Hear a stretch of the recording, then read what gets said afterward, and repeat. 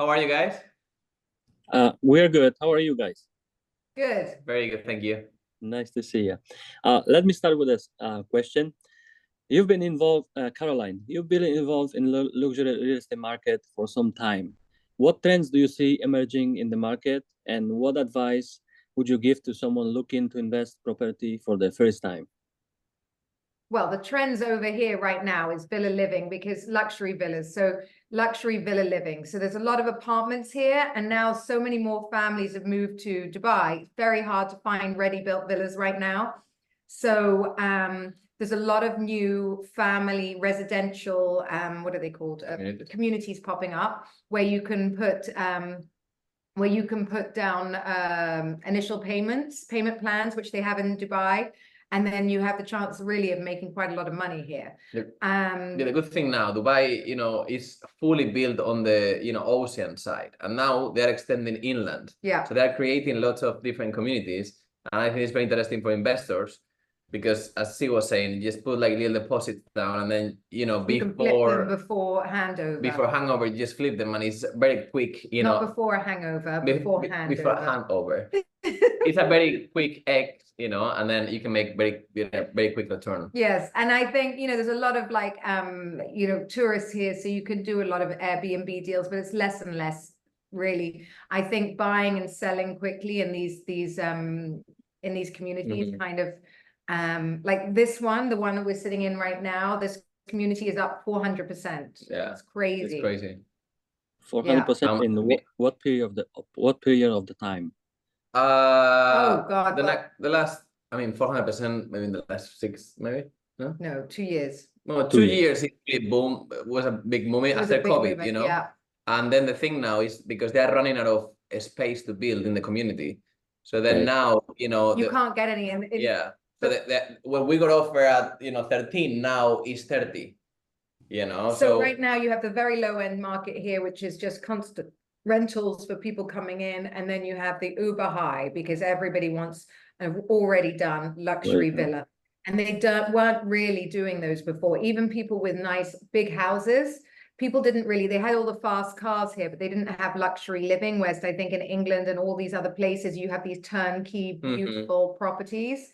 There's still a lot of money to be made here because a lot of, maybe I would say, European influence style, because it used to be very dark, very small windows. Now it's modern. The kitchen used to be inside. Now everything, look, you can flip it just like this. So look, this is kind of like what I'm telling you. You can see here, we have a tree here, all glass, you see? Wow, okay. That didn't exist before. Can you see? You can see outdoor with the pool there. Very green and very white, big windows. Before you'd have very Arab houses, marble, dark wood. So there's still some really good properties that you can buy where you can just change a few things, redo them, remodel them, and sell them straight on. Even in the Palm, for example, the prices have gone crazy there. But like a lot of people that we know, they all moved out. go all these houses and. There's a lot of money on there, but like, $35 million houses, they put, maybe, I don't know, 5 million, that's only for $60-70 million because there's just nothing like that in the market. Wow. Okay. In your experience with luxury real estate, what are some key pieces of advice you would offer to individuals looking to make successful property investments, and what common pitfalls should they avoid? Well, I think the pitfalls here is like anywhere. Buying a house with tenants, it's quite difficult moving people here. You need to really know the laws to getting people out. I think really because there are so many new luxury buildings, everything's the tallest. You've got like the Bengati building, you've got things like the Cavalli building. Everyone's coming in with names like this. You have to be clever. So be careful what you kind of buy now, because there's so many projects and it's getting a bit saturated, this market. So like tourists are always going to want to look at the Burj Khalifa, aren't they? So, if you're coming in, that's never really going to, Burj Khalifa is always going to be the Burj Khalifa, that's not moving. Someone's always going to want, oh, the new place coming up, actually, Ras Al Khaimah, we're going there, Ritz there, because, and it's not there yet, but the Wynn is opening. So there is gambling, casinos, and so everybody's going to be going down there too. So they're even for like, you know, there's going to be a lot of luxury hotels opening that they're going to be able to, where you can buy the apartments and they will lease them or rent them for you, you know. So that's kind of interesting as well, because a lot of people are going to go there for partying and things, you know, like kind of Vegas, you know. So it'll be a bit more Vegas, a bit more relaxed. I think it will be a party, just like a party destination, but it's good for investment, you know. So on the water. So there's still a lot of, you know, that's new. And once the Wynn goes in and gambling opens up, I think that's going to be very interesting. That's going to be massive. Yeah. Okay. It sounds like there's opportunity to invest in something like Las Vegas there. Yes. Yeah. Okay. Olivia, do you want to go with a question? Sure, yeah. So this is kind of for both of you guys.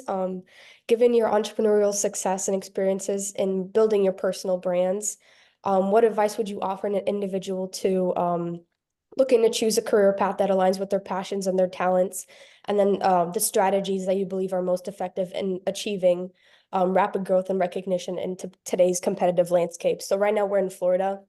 So kind of like, I guess it's kind of like emerging, kind of like Dubai, but maybe at a smaller scale. Yeah. So you want to go into property? I have my real estate license, but I'm not sure if I want to be an agent. So like in your experience, what do you think is like a good way to approach finding the career that you fit in best, that you think you could do the best work at and everything? Well, I mean, how old are you? You're quite young. How old are you? I'm 18. Yeah. Oh, yeah, 18. Oh, wow. So I think what I would do is go and quickly try and intern at a couple of places to see if and get the feel of what those jobs entail. So that you know what being a real estate agent it looks like, so that you know what being, and start being. Also, I would say it's building. Maybe you want to do flipping. It's good to get into the field, because that can lead you to a lot of other doors. Maybe it's designing. Maybe it's like you might go and work in an agency, see that right? you hate selling to people. Selling's quite hard. For example, sometimes. me, I always love real estate, but I thought I liked to be a broker and stuff, but I never tried. But at the end, I just, I didn't have the passion for it. But now, for example, we got heavily into real estate because we are building a small eco hotel in Bali. And it's super exciting, and I love the process because I'm building from the ground. And don't worry about starting at the bottom. Start at the bottom. Do everything. Learn the office, because if you don't learn the office, you won't understand all the different jobs that are available and how you get to the top. I did everything, absolutely everything. I fetched teas and coffees. And and you've got to be prepared to do all of that. Too many young people don't want to do that, and they suddenly just want the top. And it doesn't work like that for you either, because you'll make your decisions too quickly. You're in a very fortunate position now where you don't have too much responsibility. That you are able to try different hats, because when you get to my age or his age, even at 20, I'm 48. Yeah, I'm almost 30. For me, it was always like, okay, 20 to 25, I'm gonna try everything. I literally as many things as I can, and I did literally everything. From selling cars, from like I sold boats, like everything. Louis Vuitton. I did Louis Vuitton. I did everything because I wanted to try and see what I really liked. I always like being very entrepreneurial, but I didn't know what exactly I wanted. And then 25 to 30, I kind of start transitioning a little bit into my field, and then now I found my field, and I'm almost 30, and but I tried everything before, and I think that's what you have to do, from 20 to 30, really experience and try to just dig into every industry, as many industries as you can, Absolutely. And then what kind of skill set did like finding and like messing around within the field kind of build for you that you think was really very important to like find your stable passion? Well, you'll hopefully find a mentor, somebody that likes you along the way, that takes you under their wing. That's the easiest and the best way, to be honest, because you can learn a lot from that person. And eventually, if they have their own company, then they can, move up with them, position you there, and that will teach you everything, because you started, from the bottom, then to eventually have your own company, and everything Learn how that to goes make around. yourself indispensable. Young people today don't do that. Like they want to just, they're in such a rush. They don't ask, is there anything I can do? They just want the 6 o'clock, finish Go the day extra and to mile, leave. That doesn't work. I used to work all hours of the day, and I think the workforce has lost that, because if you become a business owner, you're going to look for that too, 100%. by the way. You're not going to look for the person that comes in at 10 Yeah. and leaves at 5:30. You're going to look for the person that really makes himself indispensable and ask you if there's something else you can do for them. 100%. You know how nice that is, and so rare today. Just saying, is there anything I can do for you before I go?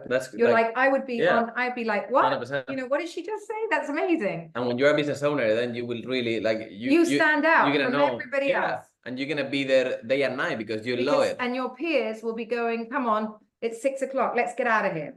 And you're going, oh no, it's okay, I'm just gonna, finish up and then I'll be out. Like that is the best way in life you can be. And that way you will always be one step ahead. And different, and you will always be noticeable. Everybody.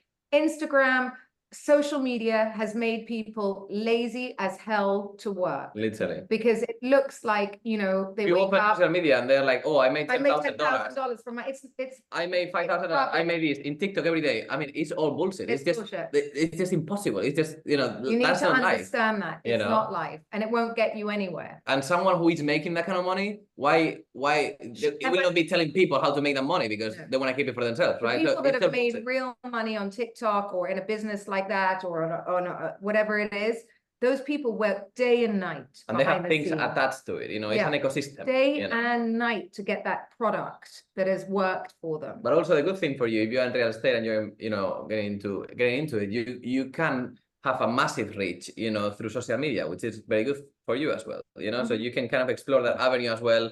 Maybe, positioning yourself as, I don't know, whatever you want to do, but like kind of like trying to get more clients. And so, that's the good thing about now, that digital marketing allows you to really explore all that industry, Go for it.